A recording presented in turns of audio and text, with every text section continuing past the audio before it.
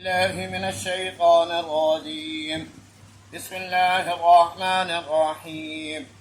يا أيها المزمل قم الليل إلا قليلا نصفه أو انقص منه قليلا أو زد عليه ورتل القرآن ترتيلا إنا سنلقي عليك قولا ثقيلا إن ناشئة الليل هي أشد وطئا وأقوم قيلا إن لك في النهار سبحا طويلا واذكر اسم ربك فتبتل إليه تبتيلا رب المشرق والمغرب لا إله إلا هو فاتخذه وكيلا آمنت بالله صدق الله العلي العظيم.